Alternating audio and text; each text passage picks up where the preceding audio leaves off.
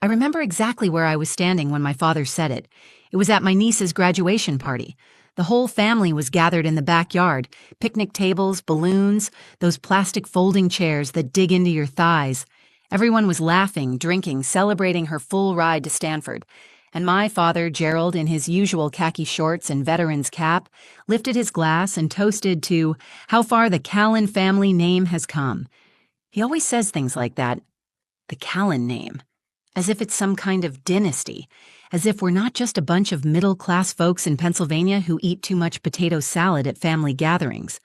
I walked over with a plate of food, smiling. That's my role in this family. The smiler, the nodder, the black sheep who doesn't cause trouble. My son Elias was next to me, quiet, polite, trying to disappear into his hoodie. I was genuinely proud of my niece, but I also couldn't stop thinking, Elias is just as smart, maybe smarter. He just got accepted to 3 great universities, and he worked himself to the bone to get there, while juggling a part-time job and helping me care for my mother during chemo. He didn't have tutors or private SAT prep. He had grit. He had me. So I leaned in and said casually, Dad, does Elias get a piece of the college fund too? Gerald didn't even look up from his plate. He just shook his head and muttered, Why waste it on him? He's from a broken home. That moment, it split something in me. Not because I hadn't heard worse. I had. Not because Elias hadn't been excluded before. He had. But something about how casual it was. The way he said it like it was common sense. Like it was a fact in a textbook. It snapped something I'd been holding together for 17 years. I didn't argue. I didn't make a scene. I just smiled and said nothing, the way I always do. But inside, I was burning. What he didn't know, what none of them knew, was that Elias had been writing a speech he was going to deliver as valedictorian of his senior class. He hadn't told anyone, not even me, what he planned to say. But when that moment came, when he stepped up to the podium in his cap and gown, holding that microphone with his hands just slightly shaking, I knew something powerful was coming. I just didn't know how powerful. And when he said his final line, I turned to look at my father. Even he, Gerald Callan, the man who once told me I ruined the family image by getting divorced, stood up, not in applause, in shock. But before I tell you what Elias said, you need to understand something. You need to understand what it's like to raise a child in a family where love is conditional, where tradition matters more than truth, where being a Callan only earns you worth if you fit the mold. My name is Naomi. I'm a single mom, a librarian, a daughter who never quite made her father proud. And this is the story of how my son, my quiet, thoughtful, underestimated son, did something no one expected, not even me. This is the story of what he said on that stage, and why that moment changed everything. What they didn't see about my son. Let me take you back to where this really started. Not at the graduation party, not even when Elias got his college acceptance letters, but 17 years ago in a cramped hospital room where I held him for the first time with one hand and signed my divorce papers with the other. Elias came into this world during what was, without a doubt, the worst time of my life. My marriage had fallen apart faster than I thought it ever could. My ex-husband, Ryan, cheated while I was pregnant. He moved out 2 months before Elias was born and hasn't been consistent since. Not as a father, not even as a voice on the phone. He sends birthday texts. Sometimes. That's about it. My family didn't handle the news well. My mother cried more over my divorce than she did when she lost her sister. My siblings, Catherine and Joel, barely spoke to me for a while. And my father, Gerald, didn't say much at all. Just one line I'll never forget. Well, you made your bed. And maybe I did. But I made a second one too. For Elias. And I made it warm and safe and full of stories at bedtime. Because from the moment he opened his eyes, that boy became my world. We didn't have a lot, but we had each other. I worked as a librarian, which isn't exactly a gold mine, but I loved it. I'd bring Elias with me after school, and he'd sit quietly in the kids' section, reading every book he could get his hands on. By the time he was 8, he was reading at a 10th grade level. By 10, he was writing short stories that made me cry, not just because they were good, but because they came from this quiet, watchful child who never asked for much, but felt everything. He never complained when he wore thrift store clothes, never asked why we didn't go on vacations like his cousins. And he never, not once, said a word when he noticed how the family treated him differently. Because they did. Catherine and Joel's kids always had seats at the grown-up table. Elias sat with the younger ones, even when he was 14. At Christmas, they'd get gift cards and video games. Elias got socks. One year, Gerald forgot to put his name on the stocking. Elias never showed it bothered him, but I saw it. In the way he'd fold his napkin 3 times before eating, in how he waited for everyone else to speak first, in how he always kept a journal in his pocket, writing down things he didn't feel safe saying out loud. I wanted to scream sometimes, to shake my family and say, "Look at him! Don't you see how remarkable he is?" But I didn't, because I thought maybe if I stayed quiet long enough they'd come around. Spoiler alert, they didn't. The only one who truly saw Elias was my mother, Doreen. She'd sit with him, listen to his stories, call him my little professor.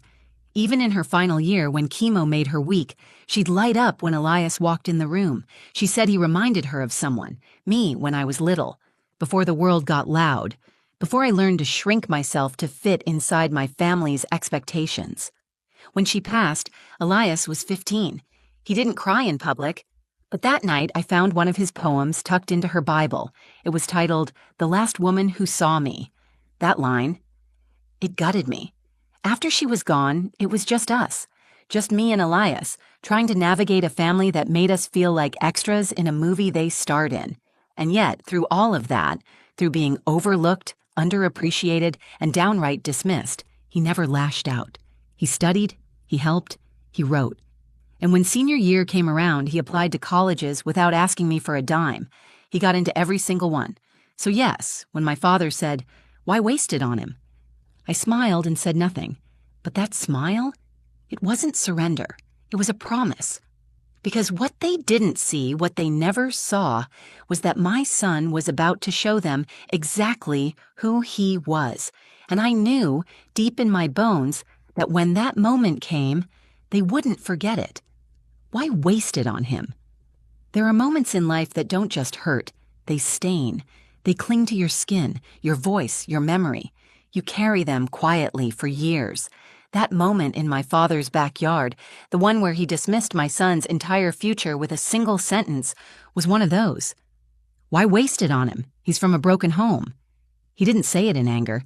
He said it like you'd talk about the weather, like Elias's worth was just less obvious. Decided. I looked at my son, who had frozen mid-bite, his fork hovering over a paper plate of potato salad and ribs. He didn't flinch, didn't cry. He just looked down and kept eating. Slower this time. I wanted to grab my father's drink and pour it on his lap. I wanted to stand up and scream, "You don't know him!" But I didn't. I've learned in this family, standing up for yourself just gives them more reasons to dismiss you. So I stayed seated, smiling, boiling. Later that night, I found Elias in his room typing. I asked him how he was feeling. He said, "Fine." Then a moment later, "Do you think it's true?" That question cut me deeper than anything Gerald could have said. I sat on the edge of his bed, took a breath, and said, "No, baby. What's broken is how they see the world, not you." He nodded, but I could see the doubt crawling behind his eyes. He was already filing the moment away, another mark in the journal of things I don't say out loud. After that, something shifted. Elias started working harder, sleeping less. He was always smart, but now he was driven, obsessed. Every scholarship, every writing contest, every extra credit assignment, he chased them like they were oxygen. I worried he was running from something, not toward it. One afternoon, I came home early from work and heard him crying through the bathroom door. It wasn't loud, just quiet sobs, choked, like he was trying not to let them out. I didn't knock. I couldn't. I sat outside that door for 20 minutes with my hand on the floor, heart in my throat, thinking, how many times have I let him feel alone just because I didn't want to rock the boat? But then, slowly, I saw something else forming. He began writing again, not just for school, but for himself.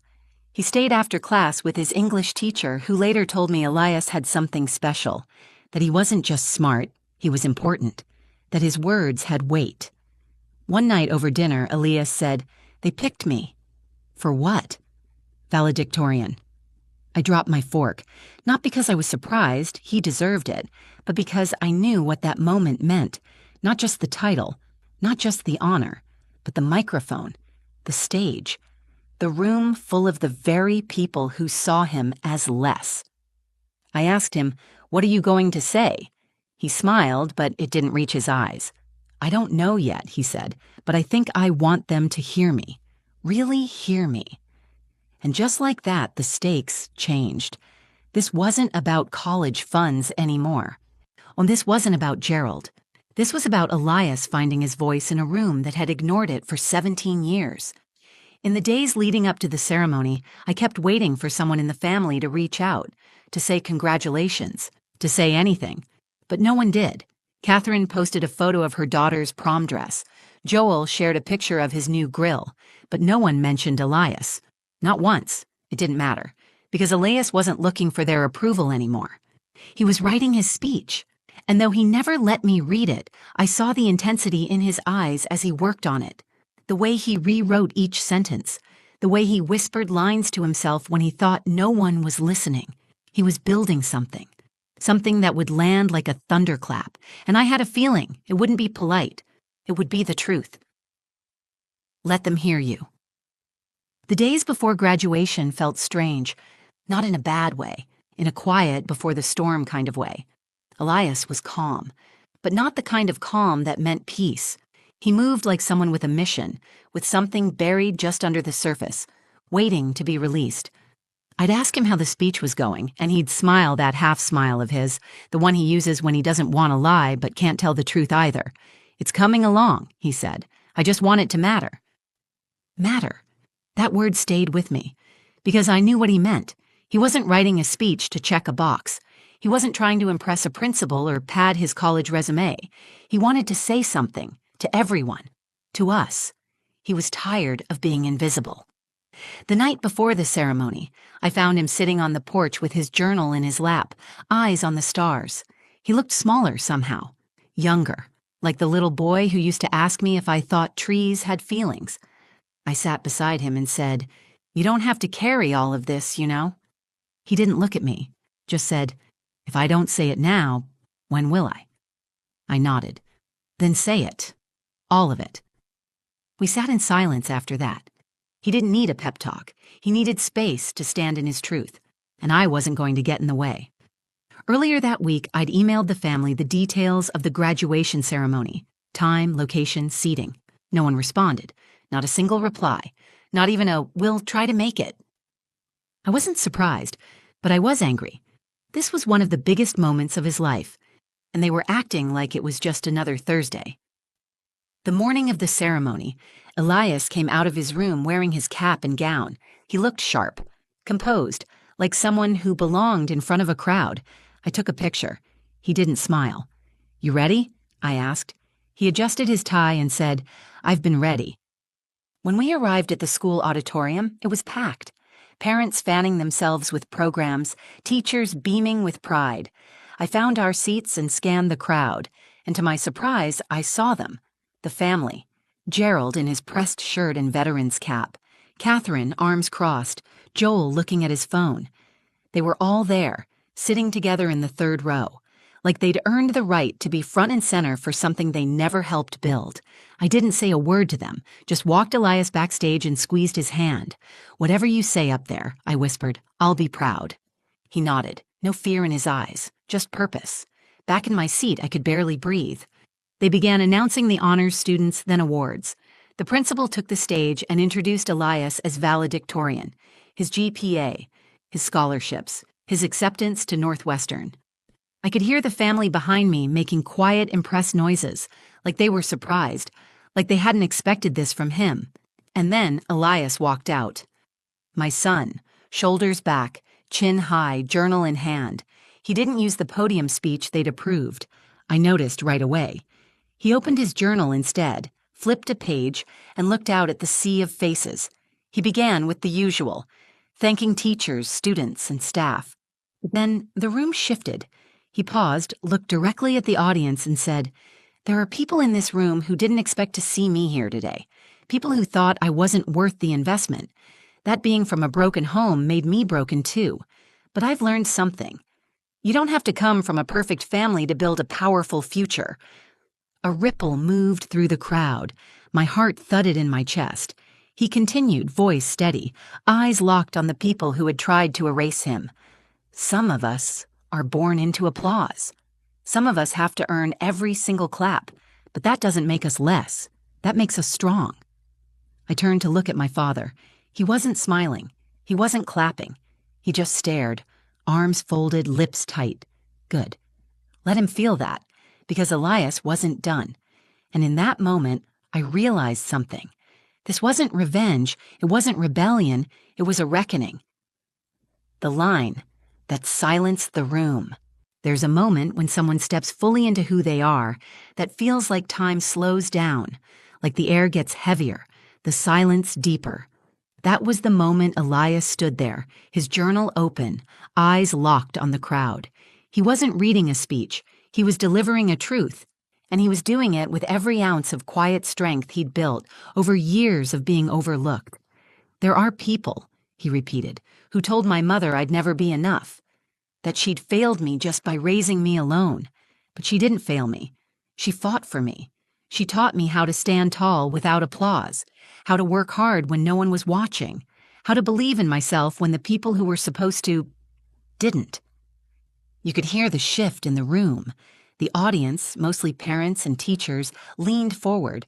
A few gasped, a couple wiped their eyes, and still, my family didn't move. Gerald stared, stone-faced. Catherine glanced sideways at him. Joel leaned back in his seat like it was a performance he didn't want to admit he was watching. But Elias didn't flinch. He stood with the calm of someone who had nothing left to prove and everything to say. I spent years thinking silence meant peace, he continued, that if I kept my head down, maybe I'd earn my place.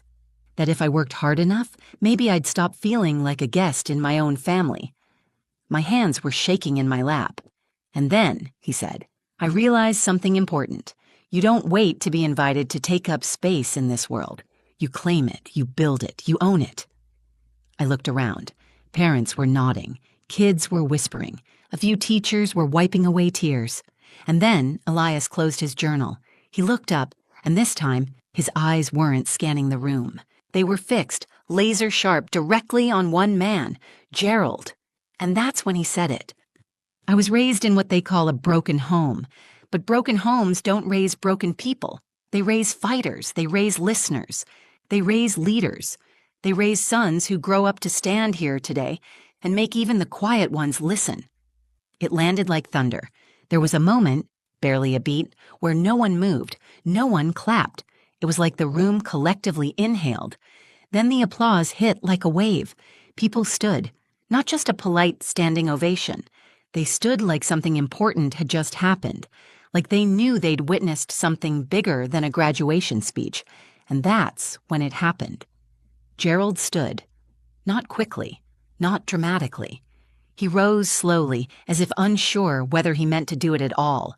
But he stood, and for a second, just a second, his face cracked. Not a smile, not tears, just the smallest flicker of something behind his eyes. Shock, realization, maybe even shame, but not pride. No, not yet. That would come later. Maybe. But in that moment, Elias didn't need his pride. He'd already won. After the ceremony, I walked with Elias to the car. I expected him to be buzzing with adrenaline, proud, excited, but he was quiet, thoughtful. Like the storm had passed and left behind calm waters. "You okay?" I asked. He nodded. "Yeah, I didn't do it to hurt him." "I know," I said. "You did it to heal you." He smiled just a little. And maybe someone like me was sitting in that crowd, someone who needed to hear it. That line broke me, because that's who Elias is.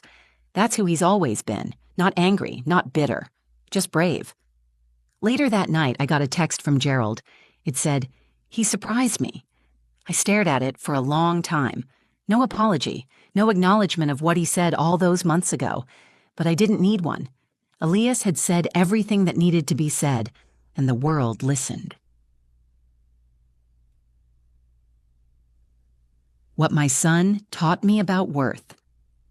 You'd think after a moment like that, after your son stands on a stage and tells the truth to a room full of people who spent years pretending he didn't exist, things would change overnight.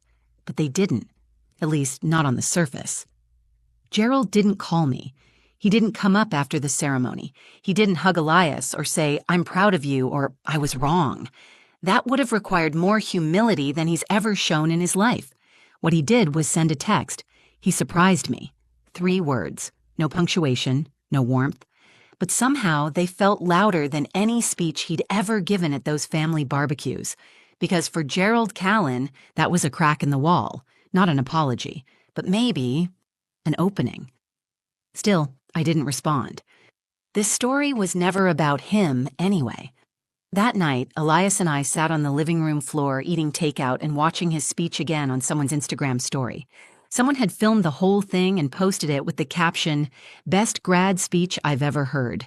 This kid's going places." The video already had thousands of views. I looked over at Elias and said, "That's your legacy now." He shrugged. "It was just a speech." "No," I said. "It was a statement." He didn't answer right away. Then he said, "I didn't do it for him, you know. Or for them. I know. I did it for us. For the version of me I used to be, the one who thought he had to shrink to fit into this family." That's when it hit me. This story started with me trying to protect Elias from feeling like less. But in the end, it was he who taught me what it means to be whole. I spent years quietly begging for validation, trying not to upset my father or embarrass the family or make things harder for Elias than they already were. I thought if I stayed small, they'd eventually make room for us. But Elias never wanted a seat at their table. He built his own. In the weeks after graduation, something shifted between us. There was a stillness in him, a grounded confidence I hadn't seen before. Like a storm had passed through him and left something stronger behind. He packed for college with excitement, not nerves. He said goodbye to his childhood bedroom like he was closing a chapter, not losing something. He wasn't running away from the family that ignored him. He was walking toward the life he built, step by step, choice by choice, word by word. And me? I stopped waiting for approval. I stopped sending the family photos they never asked for. I stopped hoping Gerald would wake up one day and see me as a worthy daughter. I stopped trying to explain my son's brilliance to people who were too proud or too blind to care, because I don't need them to see it anymore. The world does. A few months into his first semester, Elias called me from his dorm. "Guess what?" he said. "I just won the freshman writing award." "Of course you did," I said, grinning into the phone. "What was it for?" He paused. "An essay about being raised by a woman who taught me I was enough before anyone else ever did." I cried, right there in the middle of the grocery store, standing between the apples and the peanut butter, because that's the real ending of this story. Not revenge, not validation, not even pride, but love. A love that's quiet and steady and refuses to give up, even when the world tells you to. A love that raises a boy to become a man who knows his own worth, so deeply that not even the coldest rejection can shake it. A love that didn't need a college fund, just belief. So if you've ever been told that your family makes you less, if someone's tried to define you by your scars or your story, remember this. Broken homes don't raise broken people. They raise warriors, they raise writers, they raise sons like Elias, and mothers like me.